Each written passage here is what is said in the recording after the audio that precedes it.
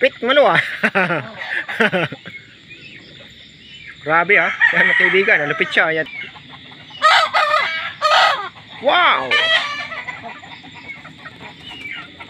Ang ating inahin na kakaiba mga kaibigan. Hindi po yan binabae mga kaibigan. Ito ay inahin eh.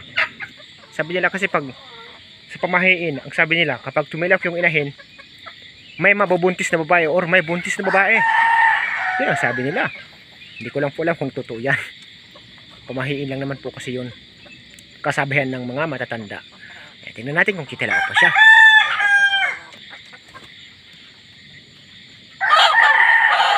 Pitmalo. Wow, very nice. Grabe. So nakailang talaap na siya mga kaibigan. 3. Grabe na hinahin to ah. Yung malupitan ah. Parang may lahing binabaya. Ang kakaibang inahin na tumitilaok mga kaibigan. So maggagabi na. Tayo ay baba na mamaya. So ngayon lang ulit tayo po ng video. Nagulat lang kasi ako na tumilaok yung ating inahin dito.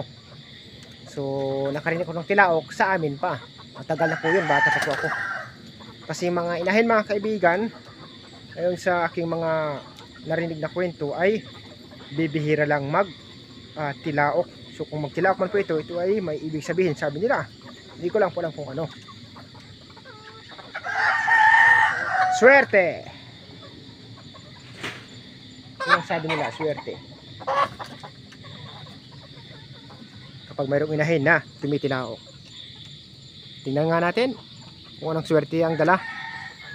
Kasi tinalaukan tayo ng inahin. So sabi nila pag tumilaok daw ang inahin ay swerte.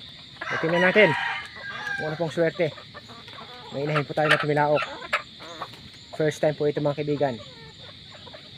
Ang malupitan ah, pitmalo. Minsan lang tumitilaok yung inahin, sabi nila yun daw po may swerte. Tingnan natin kung anong swerte.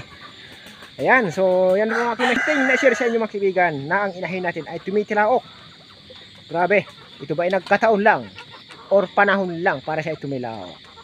Ayan, so thank you so much po sa inyo mga kaibigan. Magandang maggagabi na po sa inyong lahat. God bless us all. Bye bye you. Chewing.